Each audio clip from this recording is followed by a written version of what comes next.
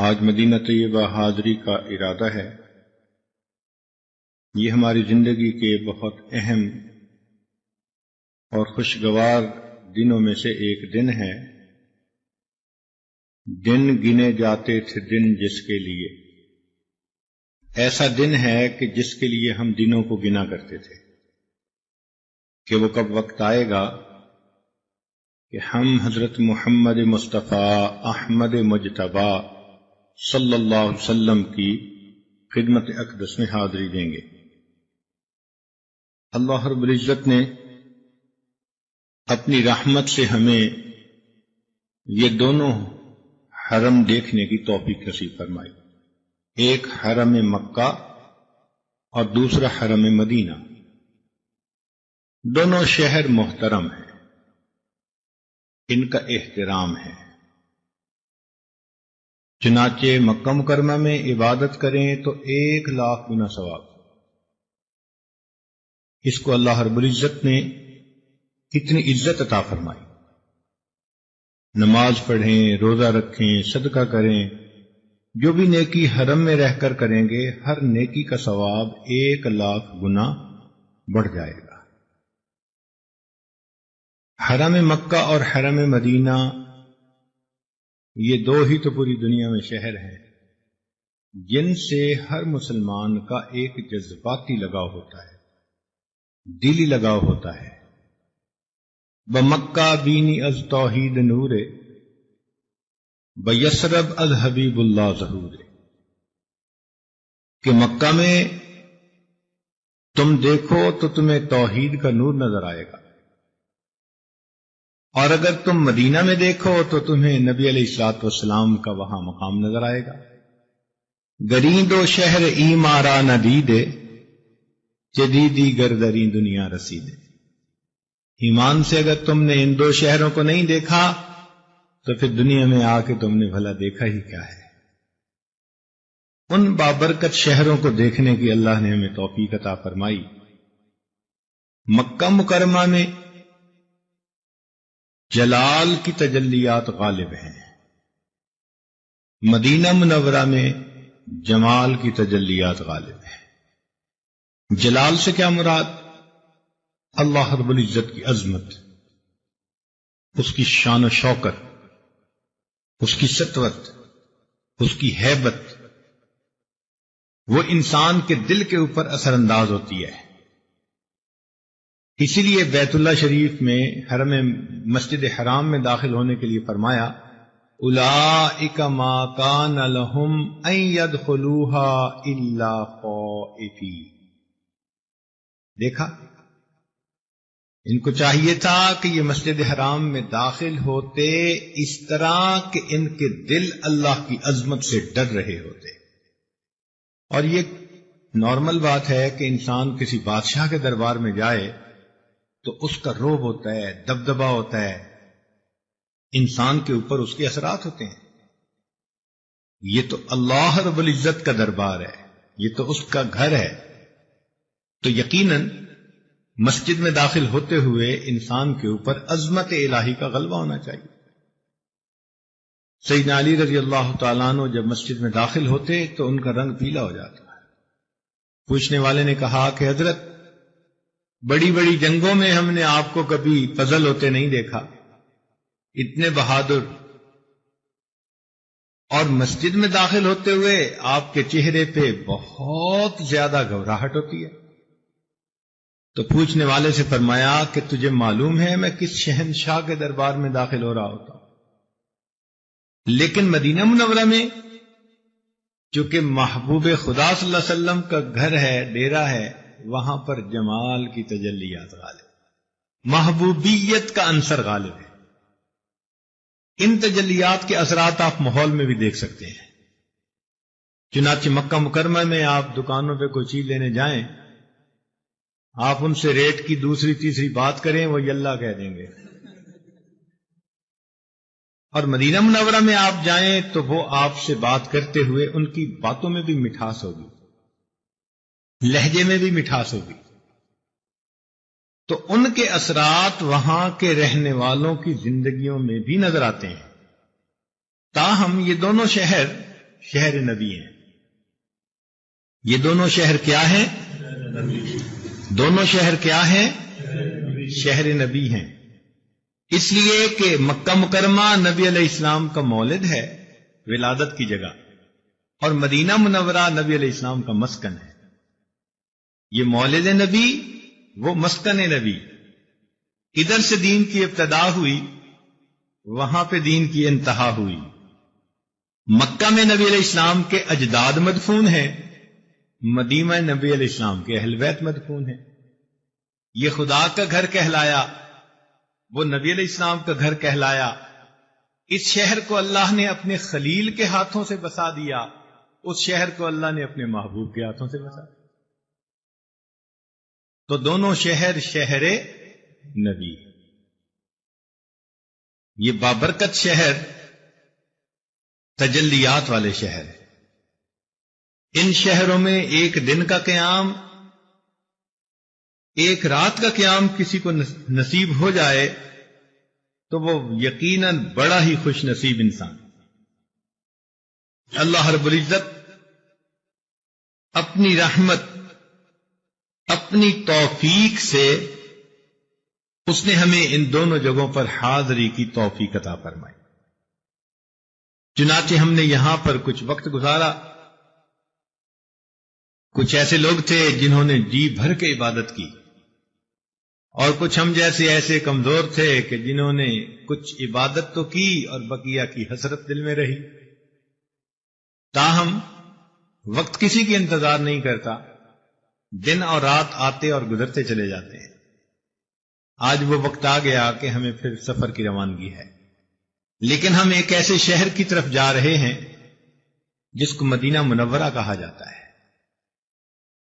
مدینہ طیبہ کہا جاتا ہے، وہ بھی حرم. جس گنبد خضراء کا تصور ہم اپنی آنکھوں سے کیا کرتے تھے، اور اپنے تصور کی آنکھ سے جسے دیکھا کرتے تھے، اللہ کی رحمت اور توفیق سے آج اس منظر کو ہم اپنی ظاہر کی آنکھوں سے دیکھیں گے. تو یقیناً یہ ہماری زندگی کا بڑا پرائم وقت ہے. نبی علیہ السلام نے ارشاد فرمایا کہ 5 غنیمتیں ہیں، ان کی قدر کر لو.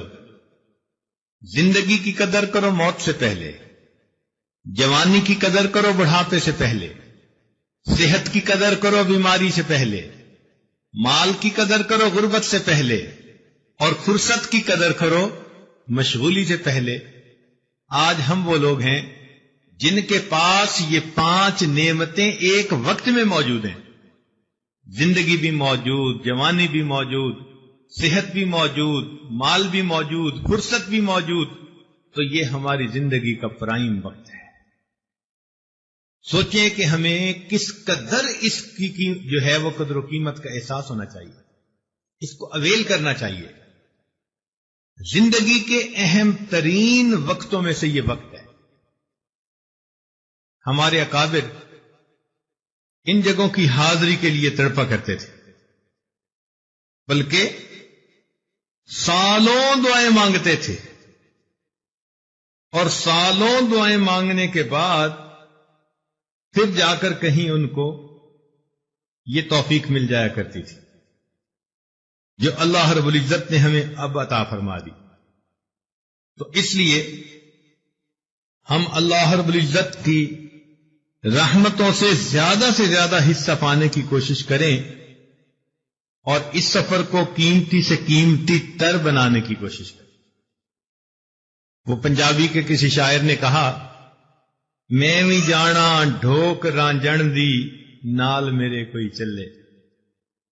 میں بھی جانا ڈھوک رانجن دی نال میرے کوئی چلے، کہ میں نے بھی اپنے محبوب کے گھر جانا ہے تو بھائی کوئی میرا بھی ساتھ دے اور میرے ساتھ مل کر چلے. الحمدللہ آج ہم ایک گروپ اور جماعت کی حیثیت سے وہاں جائیں گے، اور ہماری مثال تو ایسی ہے کہنے والے کی کہ جیسے علامہ اقبال نے لکھا، بئی پیری رہے یسرب گرفتم.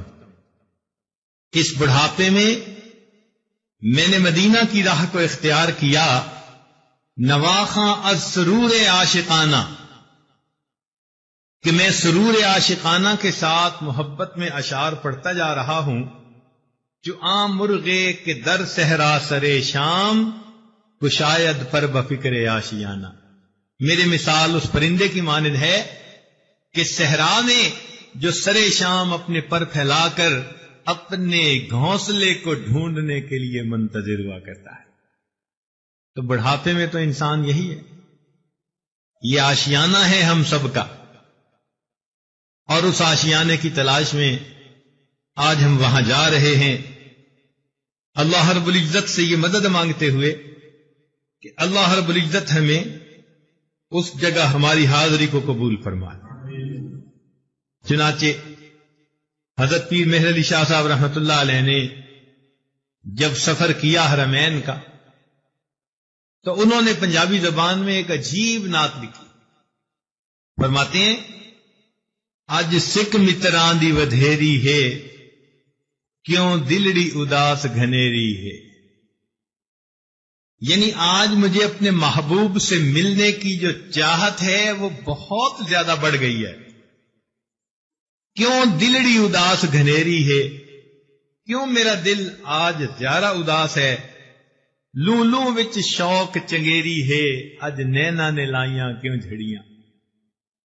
میرے انگ انگ کے اندر آج بہت شوق اچھا ہے، آخر میری آنکھوں نے آج کیوں آنسوؤں کی جھڑیاں لگا لی. فرماتے ہیں، سبحان اللہ ما اجمل کا، ما اکمل کا، ما احسن کا، کہ سبحان اللہ، اللہ تو پاک ہے، تو نے اس نبی علیہ السلام کو کیسے پیدا کیا، اس کی کیا حسن ہے، کیا کمال ہے، کیا شان ہے. کتھے مہر علی، کتھے تیری ثنا، گستاخ کھیاں کتھے جا لڑیاں. اے مہر علی، تو کہاں اور تیری ثنا کہاں، اور تیری گستاخ آنکھوں نے کہاں جا کے دل لگایا ہے. کہاں تو اور کہاں وہ محبوب خدا، ان کی شان اقدس. اس صورت نو میں جان آکھاں، جان آکھاں تے جانے جہان آکھاں، سچ آکھاں تے رب دی شان آکھاں، جس شان تو شانہ سب بنی. تو بہرحال ہمارے اکابر نے اپنے جذبات کو الفاظ کے موتیوں میں پرویا. چنانچہ حضرت خواجہ غلام فرید رحمۃ اللہ علیہ نے تو بہت ہی عجیب بات فرمائی. فرماتے ہیں، ات میں مٹھڑی نت جان بلب، ات خوش وسدا وچ ملک عرب. ات دکڑے دھوڑے کھاندڑیاں، تیرے نام تو مفت وکاندڑیاں. ات دکڑے دھوڑے کھاندڑیاں، تیرے نام تو مفت وکاندڑیاں. تیری باندیاں دی میں باندڑی ہاں، تیرے دردیاں کتیاں نال ادب. ات میں مٹھڑی نت جان بلب، ات خوش وسدا وچ ملک عرب. حضرت مولانا قاسم نانوتوی رحمۃ اللہ علیہ، ان کو مدینہ طیبہ سے بہت محبت تھی. اتنی محبت تھی کہ انہوں نے نبی علیہ الصلوۃ والسلام کی شان میں ایک منقبت لکھی، بہت عجیب. اس منقبت میں لکھتے ہیں، امیدیں لاکھوں ہیں لیکن بڑی امید ہے یہ، کہ ہو سگان مدینہ میں نام میرا شمار. کہ دل میں بڑی امیدیں ہوتی ہیں بندے کے، کہ یوں بخشش ہوگی، مغفرت ہوگی، یہ سبب بنے گا، وہ سبب بنے گا. مگر میرے دل میں جو سب سے بڑی امید ہے وہ کیا؟ امیدیں لاکھوں ہیں لیکن بڑی امید ہے یہ، کہ ہو سگان مدینہ میں نام میرا شمار. کہ مدینہ کے کتوں میں میرا نام بھی شامل کر لیا جائے. جیوں تو ساتھ سگانے حرم کے تیرے پھروں، مروں تو کھائے مدینہ کے مجھ کو مرغو ماں. جیوں تو میں ان کے ساتھ پھروں، اور مروں تو مدینہ ہی کے کیڑے مکوڑے ہی میری لاش کو کھا جائے۔ اندازہ لگائیں کہ ان لوگوں کو کتنی محبت تھی۔ چنانچہ جب ان کا قافلہ بئر علی پہ پہنچا، یہ شہر سے تھوڑا باہر، اب یار علی ایک جگہ ہے جہاں کنویں تھے، حضرت اللہ عنہ کی کچھ جگہ بھی تھی، وہاں سے اس وقت مدینہ طیبہ دور سے نظر آتا تھا۔ تو انہوں نے اپنے جوتے وہاں اتار دیے۔ بہت نرم و نازک بدن تھا۔ کسی نے کہا کہ حضرت نیچے پتھر ہیں، ننگے پاؤں چلیں گے تو یہ آپ کے پاؤں کو زخمی کر دیں گے۔ تو فرمانے لگے کہ میں اس لیے جوتے نہیں پہن رہا، ممکن ہے کسی زمانے میں میرے محبوب اس طرف تشریف لائے ہوں تو آپ کے قدموں کے نشان پر میرا جوتے والا پاؤں نہ پڑ جائے۔ چنانچہ ایک مرتبہ مدینہ طیبہ حاضری ہوئی تو روضہ انور نظر آیا، تو روضہ انور کو دیکھتے ہوئے یہ شعر پڑھے، سلامت رہے تیرے روضے کا منظر، سلامت رہے تیرے روضے کا منظر، چمکتی رہے تیرے روضے کی جالی، ہمیں بھی عطا ہو وہ شوق ابوذر، ہمیں بھی عطا ہو وہ روح بلالی۔ دیکھو کیا دعائیں مانگتے تھے کہ اس جگہ پر حاضری کا مقصد یہ ہے کہ ہمیں وہ شوق ابوذر مل جائے اور وہ روح بلالی ہمیں بھی نصیب ہو جائے۔ چنانچہ مواجہ شریف حاضری ہوئی، جب سلام پڑھ کے باہر نکلے تو لوگوں نے دیکھا کہ چہرہ بڑا منور تھا۔ تو کسی نے پوچھا کہ حضرت آج تو چہرے پہ بڑا نور ہے، تو مسکرا کے شعر پڑھ دیا۔ فرمانے لگے میرے آقا کا مجھ پر تو ایسا کرم تھا، میرے آقا کا مجھ پر تو ایسا کرم تھا، بھر دیا میرا دامن پھیلانے سے پہلے، میرے آقا کا مجھ پر تو ایسا کرم تھا، بھر دیا میرا دامن پھیلانے سے پہلے، یہ اتنے کرم کا عجب سلسلہ تھا، یہ اتنے کرم کا عجب سلسلہ تھا، نشہ رنگ لایا پلانے سے پہلے۔ چنانچہ جب مدینہ طیبہ سے واپسی ہونے لگی تو روضہ انور پر نظر ڈال کے آنکھوں میں آنسو تھے، فرمانے لگے ہزاروں بار تجھ پر اے مدینہ میں فدا ہوتا، ہزاروں بار تجھ پر اے مدینہ میں فدا ہوتا، جو بس چلتا تو مر کر بھی نہ میں تجھ سے جدا ہوتا۔ کیا محبت ہوگی۔ چنانچہ کہنے والوں نے تو یہاں تک کہہ دیا، دل میں بسا ہے شوق رہے یار کا حفیظ، حفیظ طائب کا شعر ہے، دل میں بسا ہے شوق رہے یار کا حفیظ، جائیں گے سر کے بل جو کبھی وہاں طلب ہوئے۔ اگر کبھی وہاں سے حاضری کا حکم ہوا تو ہم تو اپنے سر کے بل چل کے وہاں جائیں گے۔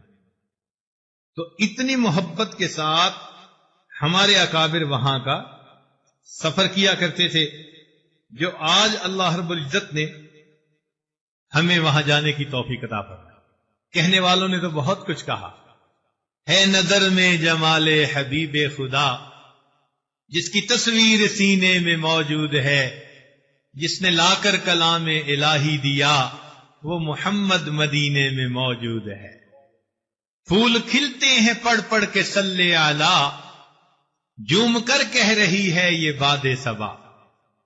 پھول کھلتے ہیں پڑھ پڑھ کے صلی اعلی، جوم کر کہہ رہی ہے یہ باد صبا، ایسی خوشبو چمن کے گلوں میں کہاں، جو نبی کے پسینے میں موجود۔ اس محبوب خدا صلی اللہ علیہ وسلم کی خدمت میں ہمیں اللہ رب العزت نے حاضری کی توفیق عطا فرمائی۔ سچی بات یہی ہے، وہ رحمتوں کی جگہ، وہ برکتوں کے نزول کی جگہ ہے۔ بنا لیا ہے بہاروں نے گھر مدینے میں، مہک رہی ہے فضائے حرم مدینے میں۔ وہ فضائے حرم دیکھنے کی اللہ رب العزت نے ہمیں توفیق عطا فرمائی۔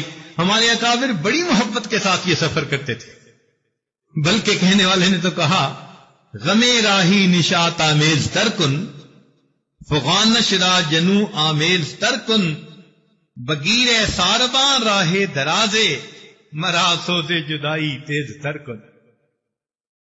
اے میری اونٹنی کے لگام پکڑنے والے ساربان، ذرا لمبے راستے سے لے کر چلنا، مجھے جدائی کا جو یہ سوز ہے یہ عجب مزہ دے رہا. نازاں ہے جس پہ حسن وہ حسن رسول ہے، یہ کہکشاں تو آپ کے قدموں کی دھول ہے. اے کاروان شوق یہاں سر کے بل چلو، طیبہ کے راستے کا تو کانٹا بھی پھول ہے.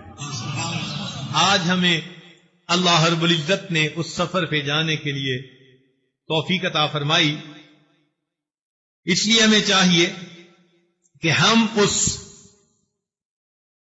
مدینہ طیبہ کے سفر کو محبت کے ساتھ کریں. پورا راستہ نبی علیہ الصلوۃ والسلام کے احسانات کو دل میں یاد کرتے رہیں، ان کے بارے میں جو محبت بھرے اشعار ہوں وہ پڑھتے رہیں، درود شریف پڑھتے رہیں، اور دل میں یہ کہیں کہ خاک طیبہ از دو عالم بہترست، آنخنک شہرے کے آنجا دل برست. وہ کیسا اچھا شہر ہے کہ جہاں میرا محبوب موجود ہے. اس پیاری جگہ پر ہماری حاضری ہوگی، لہذا یہ پورا سفر عاشقانہ سفر ہے. ایک جگہ علامہ اقبال عجیب شعر لکھتے ہیں، کہتے ہیں کہ میں تصور کی آنکھ میں یہ منظر دیکھ رہا ہوں کہ میں ایک اونٹنی کے اوپر سوار مدینہ طیبہ کی طرف جا رہا ہوں. ساری رات کا سفر کرنے کے بعد میں نے اپنی اونٹنی سے یہ کہا، سحر با نا کا گفتم نرم تر رو. جب صبح کا وقت ہونے لگا تو میں نے اپنی اونٹنی سے کہا کہ تھوڑا آہستہ چل. سحر با نا کا گفتم نرم تر رو کہ راکب خستہ و بیمار و پیرست، کہ تیرا جو سوار ہے بہت بوڑھا، بیمار، تھکا ماندہ ہے. میں نے اپنی اونٹنی سے سحر کے وقت یہ کہا کہ تھوڑا آہستہ چل، تیرا سوار بوڑھا، بیمار اور تھکا ماندہ ہے. جب میں نے اونٹنی سے یہ کہا، قدم مستانہ زد چنداں کے گوئی، بپایش ریگ ای صحرا حریرست. وہ کہنے لگی پاؤں زمین پر مار کے میں کیا کروں کہ اس صحرا کی ریت مجھے ریشم سے زیادہ نرم محسوس ہو رہی. یہ محبت کی باتیں ہوتی ہیں. جن کے دل میں وہ محبت ہوتی ہے وہ اس سفر کو اپنی زندگی کا ایک سہانا سفر محسوس کر کے اس کو اپنی زندگی میں قیمتی بنانے کی کوشش کرتے ہیں. لہذا ہمیں بھی چاہیے کہ ہم اس کو قیمتی بنائیں. دل میں یہ سوچیں، نبی علیہ الصلوۃ والسلام کی خدمت میں حاضری ہے. کسی نے عجیب شعر لکھا، تیرا جب سامنا ہوگا تڑپ اٹھے گا دل میرا. اے اللہ کے محبوب صلی اللہ علیہ وسلم، تیرا جب سامنا ہوگا تڑپ اٹھے گا دل میرا، میری آنکھوں سے اشک غم مسلسل بہہ رہا ہوگا. لپٹ کر تیرے دامن سے کہوں گا اپنی سب حالت، نہ جانے کس طرح مجھ سے بیان مدعا ہوگا. پتہ نہیں اس وقت ہم اپنے دل کے جذبات کو کیسے اپنے الفاظ کی زبان میں بیان کر سکیں گے. اسی لیے اس جگہ کے بہت آداب ہیں. کہنے والے نے کہا، آہستہ قدم نیچی نگاہ پست صدا ہو. مواج شریف پہ حاضری کے آداب بتا دیے.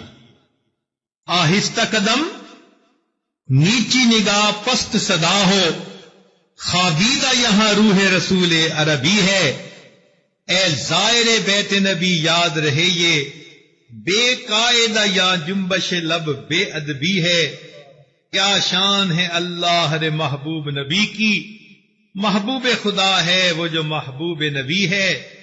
بجھ جائے تیری چھینٹوں سے اے ابر کرم آج، جو آگ میرے سینے میں مدت سے لگی ہے. مدت سے وہ جو سوز عشق کی آگ لگی ہے، آج اس در کی رحمت کے چھینٹوں سے اللہ کرے کہ اس سوز کو بھی اللہ تعالی آرام نصیب فرما دے۔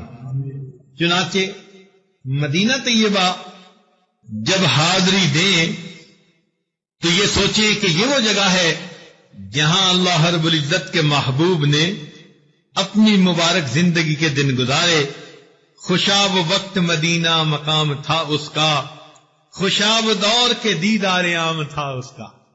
ایک وقت تھا نبی علیہ السلام جلوہ افروز ہوتے ہوں گے، ابو بکر عمر عثمان والی رضوان اللہ علیہم اجمعین صحابہ ان کے گرد بیٹھتے ہوں گے، مجلس لگتی ہوگی، دین کی دعوت ہوگی، کیسی وہ محفل ہوگی۔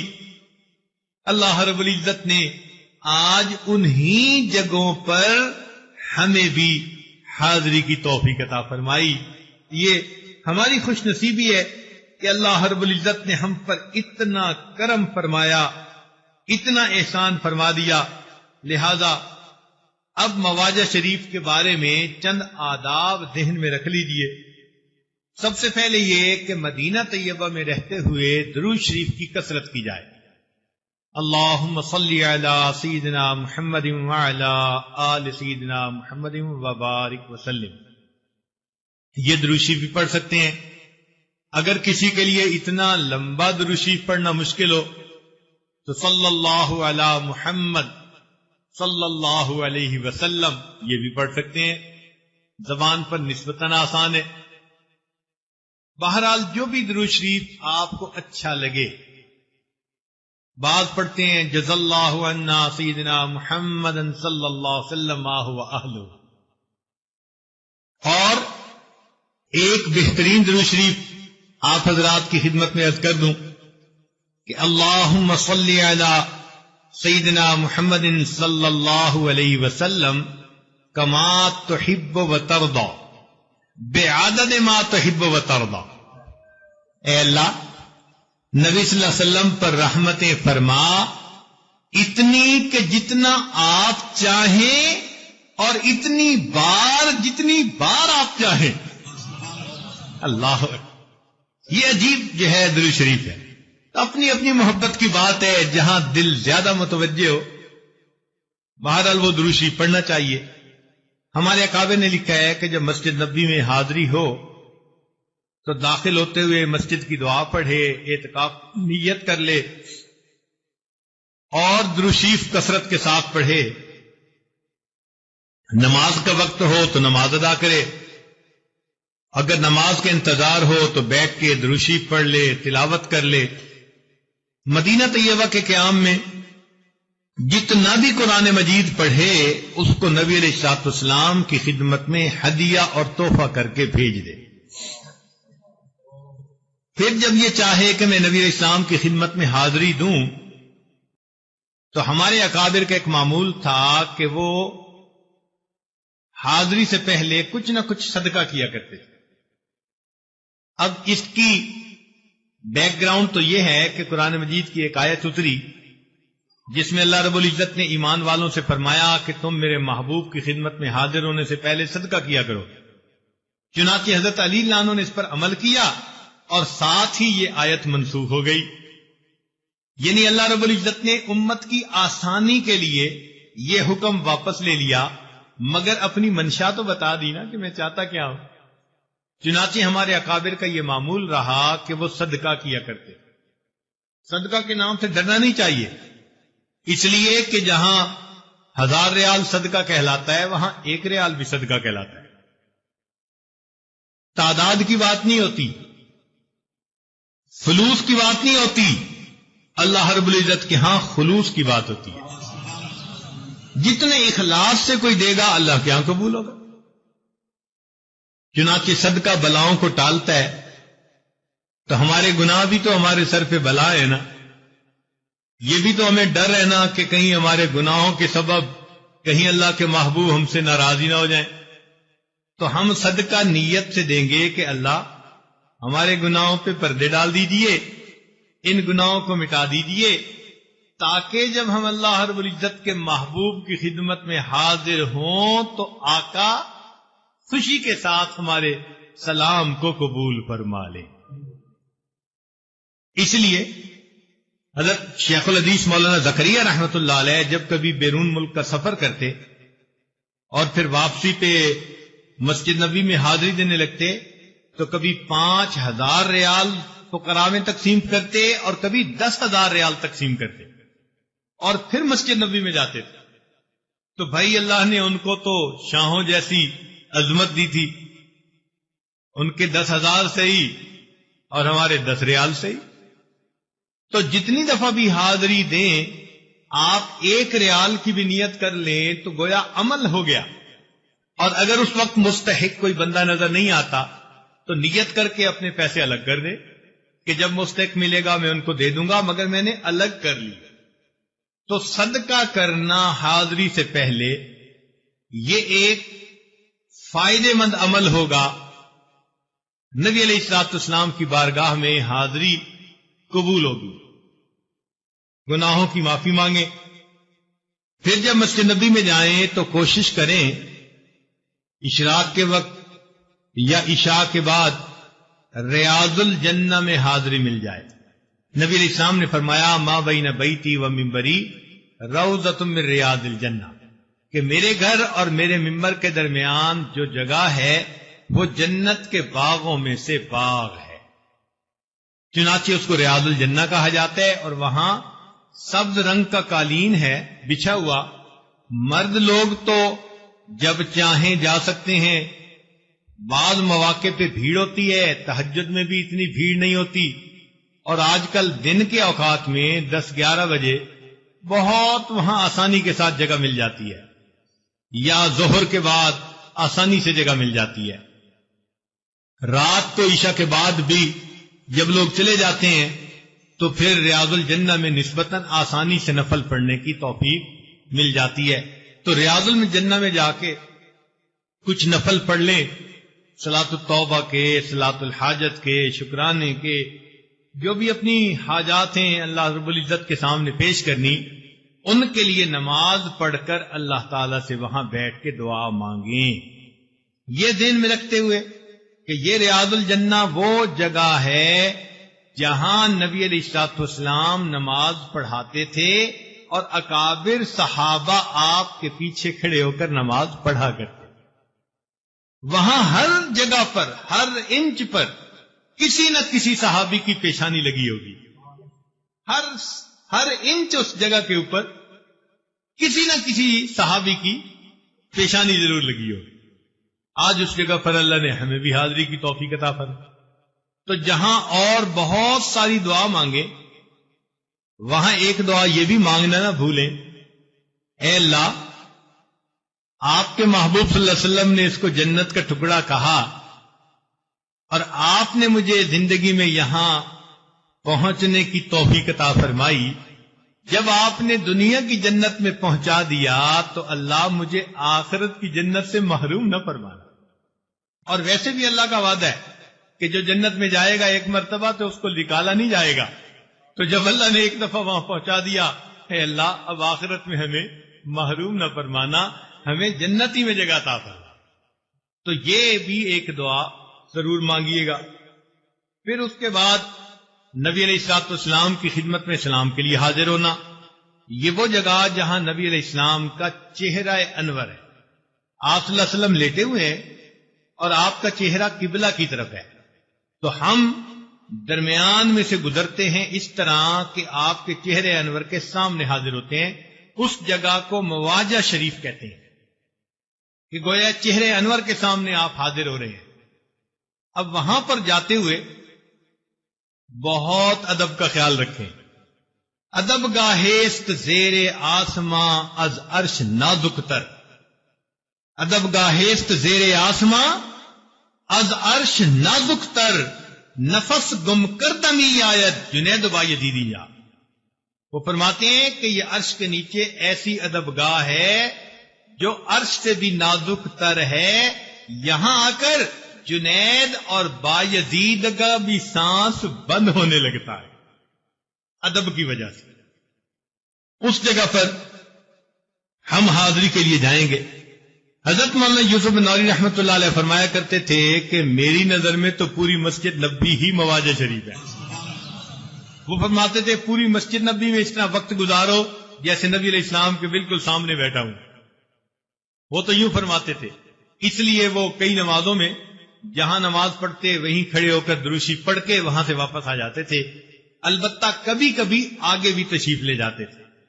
ہمارے اکابر کا معمول یہ رہا کہ باقی نمازوں میں تو جہاں نماز پڑھی واپسی ہونے تو وہیں کھڑے ہو کے درود پڑھ لیا نبی اسلام کی خدمت میں اور واپس آ گئے. لیکن کوشش کرتے ہیں کہ صبح اور شام آگے مواجہ شریف جا کر نبی علیہ السلام کی خدمت میں سلام پیش کر سکیں. تو صبح شام وہاں جا کر سلام پیش کرنے کی کوشش کرنی چاہیے. مواجہ شریف پر جب حاضری ہو تو کم از کم 70 مرتبہ درود شریف پڑھنے کے بعد پھر وہاں حاضری دے. 70 مرتبہ درود شریف پڑھنے، اگر زیادہ پڑھ لے تو اور بہتر ہے. وہاں حاضری دے اور وہاں جا کر نبی علیہ السلام کی خدمت میں سلام پڑھے. اب حدیث پاک میں آتا ہے نبی علیہ السلام نے ارشاد فرمایا کہ جو شخص دور سے بیٹھ کر درود شریف پڑھتا ہے تو فرشتے اسے مجھ تک پہنچاتے ہیں، اور جو میرے قریب آ کر پڑھتا ہے تو اسے میں خود سنتا ہوں. تو جب نبی علیہ الصلوۃ والسلام خود سنتے ہیں وہاں پر درود شریف تو پھر کتنے ادب کے ساتھ ہمیں وہاں پر اللہ کے محبوب صلی اللہ علیہ وسلم کی خدمت میں سلام عرض کرنا چاہیے. چنانچہ کتابوں میں وہ لکھا ہوا بھی ہے کہ سلام کیسے پڑھنا ہے. اس جگہ پر چونکہ حاضر ہیں محفل میں، الصلاۃ والسلام علیک سیدی یا رسول اللہ، ان الفاظ میں بھی اگر چاہیں تو ہم درود شریف پڑھ سکتے ہیں. درود شریف پڑھیں، سلام عرض کریں، پھر اس کے بعد اللہ تعالیٰ سے دعائیں مانگیں. اور دعائیں مانگتے ہوئے ذرا چند باتوں کا خیال رکھیں. ایک تو یہ کہ اللہ رب العزت نے قرآن مجید میں ارشاد فرمایا وَلَوْ أَنَّهُمْ إِذْ ظَلَمُوا أَنفُسَهُمْ جَاءُوكَ، اگر ان لوگوں نے اپنی جانوں پر ظلم کیے تھے تو ان کو چاہیے تھا کہ یہ آپ کے پاس حاضر ہوتے، فاستغفر اللہ، اللہ کے سامنے استغفار کرتے، واستغفر لهم الرسول، اور اللہ کے رسول صلی اللہ علیہ وسلم بھی ان کے لیے استغفار کرتے، لوجد اللہ توابا الرحیما، یہ اللہ کو توبہ قبول کرنے والا اور رحمت کرنے والا پا لیتے. چنانچہ ہم اگر حاضری دیں گے تو اللہ کے نبی تو اب بھی نبی ہیں. ہم جب وہاں جا کر اپنے گناہوں پر استغفار کریں گے، ہم اللہ کی ذات سے امید کرتے ہیں کہ ہمارے اس استغفار کی بنا پر اللہ کے محبوب بھی قیامت کے دن ہماری شفاعت فرمائیں گے اور اس پر اللہ تعالی ہماری بخشش فرما دیں گے. تو یہ بھی ذہن میں رکھیے. ایک بات اور بھی کہ جب نبی علیہ الصلوۃ والسلام بندے کا سلام وہاں پر سنتے ہیں، اب یہاں پر ایک اور مسئلہ واضح ہو گیا.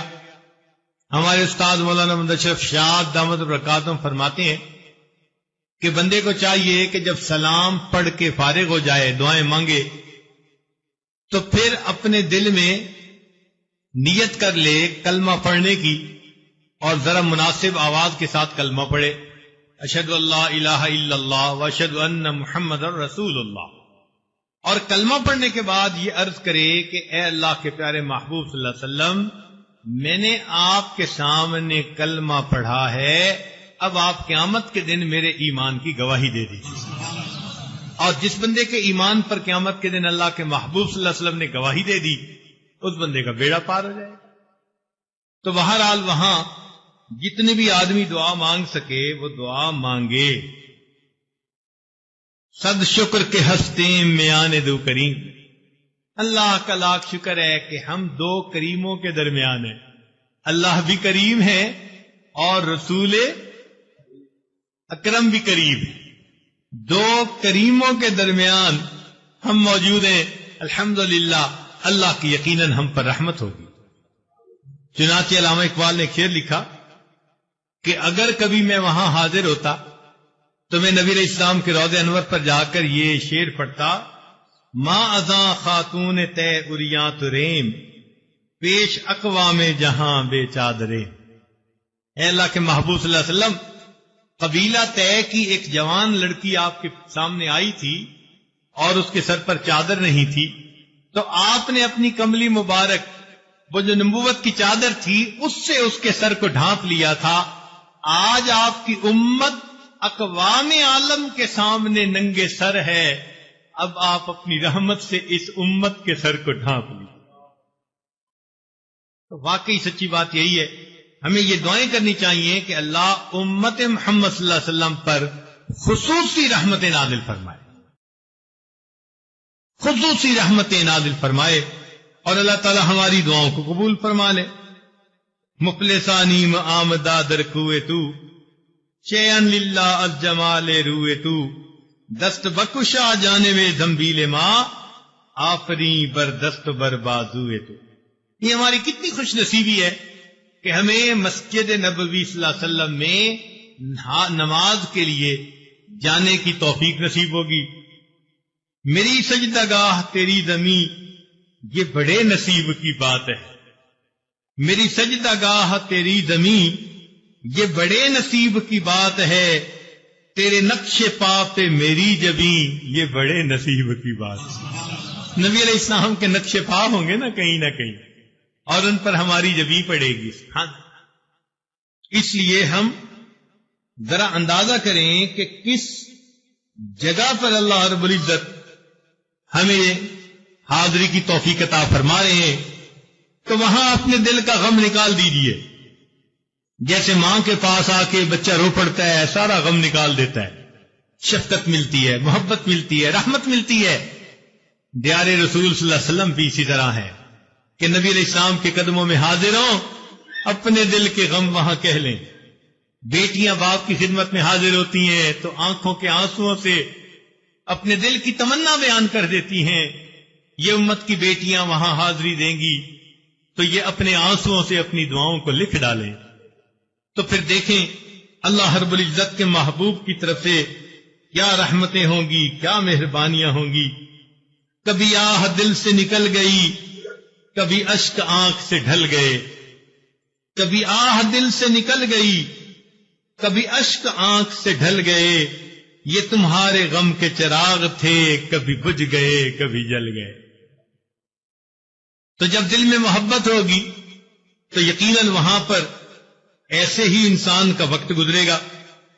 امام مالک رحمت اللہ علیہ جو فقیہ دار الہجرہ کہلاتے ہیں، ان کے بارے میں آتا ہے کہ اللہ رب العزت نے ان کو بہت گھوڑے دیے تھے، مال منال دیا تھا، مگر مدینہ طیبہ کے اندر گھوڑے پہ وہ سوار نہیں ہوتے تھے۔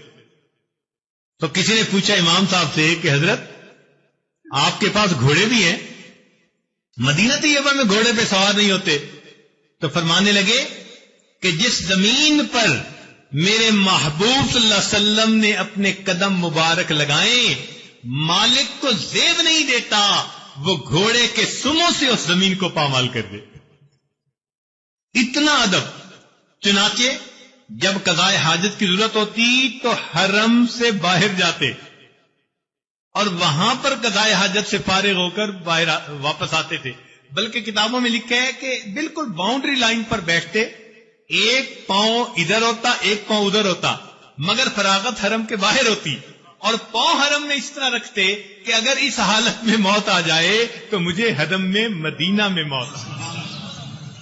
ایسی دل میں چاہت۔ ہمارے کتنے اکابر تھے جو سفر نہیں کیا کرتے تھے کہ کہیں ایسا نہ ہو کہ ہمیں حرم سے باہر موت آ جائے۔ نبی علیہ الصلوۃ والسلام نے ارشاد فرمایا، حدیث پاک کا مفہوم ہے، ہو سکے تو مدینے میں آ کے مر جا۔ تو تمنا رکھنی چاہیے۔ رب کعبہ سے کرینے کی دعا مانگی ہے، ہم نے مرنے کی مدینے میں دعا مانگی۔ ہمارے دل میں بھی ایک تمنا رہے۔ نبی علیہ السلام نے فرمایا کہ میں سب سے پہلے اٹھوں گا، میرے ساتھ ابو بکر عمر ہوں گے، اور میں جنت بقیع میں آؤں گا، اور پھر اہل بقیع میرے ساتھ اٹھیں گے، اور پھر یہ اٹھ کر اللہ کے دربار میں قیامت کے دن حاضری دیں گے۔ تو اس بقیع کی جگہ اللہ ہمیں بھی موت کے وقت نصیب فرما دے۔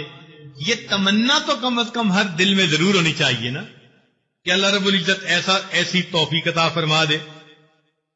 مدینہ طیبہ میں اگر کوئی آدمی کھانے کی دعوت کی دے تو ہمارے حضرت رحمت اللہ علیہ فرمایا کرتے تھے کہ اس کا انکار نہیں کرنا چاہیے۔ بلکہ یوں سوچنا چاہیے کہ یہ دعوت نبی علیہ الصلوۃ والسلام کی طرف سے ہماری ہو رہی ہے۔ اس شہر میں جو دعوتیں ہو رہی ہیں گویا نبی علیہ الصلوۃ والسلام کی طرف سے ہو رہی ہیں۔ کرنے والا تو وہ بندہ ہے مگر اس کے دل میں خیال تو اللہ ڈال رہا ہے نا۔ تو اللہ تعالیٰ اپنے محبوب کے شہر میں آنے والے مہمانوں کی مہمان نوازی اس طرح فرماتے ہیں۔ تو فرماتے تھے کہ انکار نہیں کرنا چاہیے۔ ہاں اگر کوئی شرعی عذر ہو، نماز قضا ہونے کا ڈر ہو یا مسجد نبوی کی نماز نہ مل سکتی ہو، کوئی ایسا مسئلہ ہو تو پھر بے شک انسان انکار کر دے، وگرنہ حت الوسع انکار نہیں کرنا چاہیے۔ اور یہ بھی ذہن میں رکھیں کہ مدینہ طیبہ کی کسی بھی بات کے اوپر اعتراض نہیں کرنا چاہیے۔ آپ ذرا بتائیں کہ آپ کے گھر میں جھاڑو دینے والا یا آپ کے واش روم کی صفائی کرنے والا اگر آپ اس کو کسی وقت اپنے ڈرائنگ روم میں اور لیونگ روم میں بلا لیں اور وہ وہاں آ کر اعتراض کرنا شروع کر دے، یہ ٹھیک نہیں وہ ٹھیک نہیں، آپ کیا کریں گے؟ کہیں گے گیٹ آؤٹ، تمہاری اوقات کیا ہے کہ تم آ کے یہاں نکتہ چینیاں کر رہے ہو۔ ہماری حالت اس چوڑے چمار سے بھی گئی گزری ہے، اور ہم اللہ رب العزت کے محبوب کے اس شہر میں جا رہے ہیں، ہمیں زیب نہیں دیتا کہ وہاں جا کر ہم کسی بات کے اوپر اعتراض کریں۔ کوئی چیز قابل اعتراض نظر بھی آئے تو اپنی زبان کو بند رکھیں۔ بعض لوگوں کو دیکھا کہ بیٹھ کر کمنٹس کرنے شروع کر دیتے ہیں، او جی یہ ہوتا ہے، او جی وہ ہوتا ہے۔ بھائی ڈر جائیں، ایسا نہ ہو کہ آئندہ حاضری کی توفیق ہی چھین لی جائے۔ اچھا یہ آتا ہے تو اعتراض کرتا ہے، آج کے بعد اس کو یہاں آنے ہی نہیں دینا، پھر کیا بنے گا بھائی؟ ہمارے حضرت رحمت اللہ علیہ ایک واقعہ سنایا کرتے تھے، فرماتے تھے کہ ایک آدمی ناشتہ خریدنے کے لیے گیا تو اس نے صبح ہوٹل سے کوئی کھانا لیا۔ کھانے کے دوران ہوٹل والے نے اسے کہا بھائی دہی بھی لے لو۔ تو جب اس نے کہا نا کہ دہی بھی لے لو تو وہ کہنے لگا یار مدینہ کی دہی کھٹی ہوتی ہے۔ اب اپنی روانی میں یہ بات کر بیٹھا۔ رات خواب میں نبی علیہ الصلوۃ والسلام کی زیارت نصیب ہوئی۔ نبی علیہ الصلوۃ والسلام بہت جلال میں فرمایا تم کہتے ہو کہ مدینہ کی دہی کھٹی ہوتی ہے، لہذا یہاں سے چلے جاؤ۔ اب خواب ختم ہو گیا، یہ بڑا پریشان کہ کیا ہو، چنانچہ صبح علماء سے پوچھا۔ علماء نے کہا کہ بھئی ایسے کرو کہ نبی علیہ الصلوۃ والسلام کے چچا سیدنا حمزہ رضی اللہ تعالیٰ عنہ، وہ نبی علیہ السلام کے بہت محبوب تھے، چچا تھے، دوست تھے، بھائی تھے، لہذا ان کی خدمت میں کچھ قرآن پڑھ کر پیش کرو اور وہاں جا کے دعا مانگو، ہو سکتے اللہ تعالیٰ تم پر مہربانی کر دے۔ چنانچہ وہ شہدائے بدر کی جگہ پر حاضر ہوا، وہاں بھی دعائیں مانگی، قرآن پڑھا، ایصال ثواب کیا۔ رات خواب میں سیدنا حمزہ رضی اللہ عنہ کی زیارت نصیب ہوئی، مگر حمزہ رضی اللہ عنہ نے اس شخص کو کہا کہ دیکھ تجھے نبی علیہ السلام حکم فرما چکے ہیں کہ یہاں سے باہر چلا جا، اگر تو باہر نہیں نکلے گا تو تیرا ایمان سلب ہونے کا اندیشہ ہے، فوراً چلا جا یہاں سے۔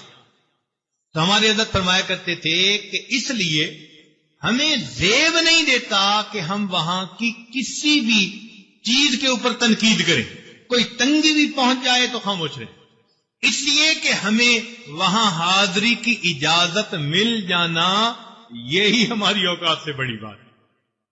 اس لیے ہم وہاں جا کر ادب کا خیال رکھیں اور اللہ رب العزت سے دعائیں مانگتے رہیں۔ اللہ جب آپ نے اس محبوب صلی اللہ علیہ وسلم کے قدموں میں ہمیں یہاں پہنچا دیا تو اب اپنی رحمت سے اللہ ہمیں یہاں کی برکتوں سے بھی حصہ عطا فرما دیجیے۔ چنانچہ بعض لوگ اپنے تصور کی دنیا میں مدینہ طیبہ کی محفلوں کے بارے میں اور فضا کے بارے میں سوچتے تھے اور لکھتے تھے۔ کسی لکھنے والے نے لکھا کاش وہ چہرہ میری آنکھوں نے دیکھا ہوتا، کاش وہ چہرہ میری آنکھوں نے دیکھا ہوتا، مجھ کو تقدیر نے اس دور میں لکھا ہوتا، باتیں سنتا میں کبھی پوچھتا معنی اس کے، آپ کے سامنے اصحاب میں بیٹھا ہوتا، جب بھی مسجد نبوی میں اذانیں ہوتی میں مدینے سے گزرتا ہوا جھونکا ہوتا۔ کسی نے کچھ کہا، کسی نے کچھ کہا، مگر ایک شاعر نے تو اپنے دل کے جذبات کو عجیب انداز سے کہا. اس نے کیا لکھا؟ سوچتا ہوں میں تب جنم لیتا، سوچتا ہوں میں اس دور میں اگر پیدا ہوتا. یہ تو محبت کی بات ہے، چشم تصور میں بات کہہ رہا ہے. سوچتا ہوں میں تب جنم لیتا، جانے پھر کیا سے کیا ہوا ہوتا. چاند ہوتا تیرے زمانے کا، حکم تیرے سے میں بٹا ہوتا. چاند ہوتا تیرے زمانے کا، حکم تیرے سے میں بٹا ہوتا. پانی ہوتا وہاں کے چشموں کا، تیرے قدموں پہ بہہ گیا ہوتا. پانی ہوتا وہاں کے چشموں کا، تیرے قدموں پہ بہ گیا ہوتا. ٹکڑا ہوتا میں ایک بادل کا، ساتھ تیرے میں گھومتا ہوتا. جہاں لگ محبوب آپ جاتے، میں بادل کا ٹکڑا بن کر آپ کے ساتھ ساتھ وہاں پر جاتا. ٹکڑا ہوتا میں ایک بادل کا، ساتھ تیرے میں گھومتا ہوتا. پیڑ ہوتا کھجور کا کوئی، جس کا پھل تو نے کھا لیا ہوتا. پیڑ ہوتا کھجور کا کوئی، جس کا پھل تو نے کھا لیا ہوتا. تیرے حجرے کے آس پاس کہیں، تیرے حجرے کے آس پاس کہیں میں کوئی کچا راستہ ہوتا. تیرے حجرے کے آس پاس کہیں میں کوئی کچا راستہ ہوتا. خاک ہوتا میں تیری گلیوں کی، تیرے قدموں کو چومتا ہوتا. آپ چلتے، میں خاک بن کے آپ کے پاؤں کو بوسہ دے رہا ہوں. اللہ رب العزت ہمیں بھی اس محبت کے ساتھ یہ سفر کرنے کی توفیق عطا فرمائے، اور اللہ تعالی ہمیں دیار محبوب کی اس حاضری کے بعد بقریت واپس اسی جگہ حاضری کی توفیق عطا فرمائے. وآخر دعوانا ان الحمد للہ رب العالمین. سبحان ربی العلی الوہاب. اللہم صلی علی سیدنا محمد وعلی آل سیدنا محمد وبارک وسلم. ربنا ظلمنا انفسنا وان لم تغفر لنا وترحمنا لنکونن من الخاسرین. اے مالک، ہم آپ کے عاجز مسکین بندے، ہمارے گناہوں کو معاف فرما، خطاؤں سے درگزر فرما، عیبوں کی پردہ پوشی فرما. اللہ ہماری مکہ مکرمہ کی اس حاضری کو قبول فرما. اے اللہ ہماری امیدوں سے بڑھ کر ہمیں اجر اور بدلہ نصیب فرما. ہماری خطاؤں سے درگزر فرما، ہمارے قصوروں کو معاف فرما. میرے مولا، مدینہ طیبہ حاضری کا ارادہ ہے، اللہ خیر و عافیت کے ساتھ وہاں حاضر ہونے کی توفیق عطا فرما. اس محبوب کے در پر ادب کے ساتھ وقت گزارنے کی توفیق عطا فرما. جی بھر کر وہاں عبادت کرنے کی توفیق نصیب فرما. اے اللہ، دن رات کے اوقات میں رحمتیں برکتیں لوٹنے کی توفیق نصیب فرما. اور اے اللہ، اپنی رحمت سے ہمیں نبی علیہ الصلوۃ والسلام کی ایک ایک سنت پر محبت کے ساتھ عمل کی توفیق عطا فرما. اللہ ہمیں شرک سے محفوظ فرما، بدعات سے محفوظ فرما، رسومات سے محفوظ فرما. اے اللہ، ہمارے ظاہر کو اپنے محبوب کی پیاری سنتوں سے سجا، اور ہمارے باطن کو اپنی معرفت سے منور فرما. ہمارے اکابر نے جس محبت کے ساتھ یہ سفر کیا، اللہ ہمیں بھی یہ سفر ویسا کرنے کی توفیق عطا فرما. صلی اللہ تعالی علی حبیبہ سیدنا محمد وآلہ واصحابہ اجمعین برحمتک یا ارحم الراحمین.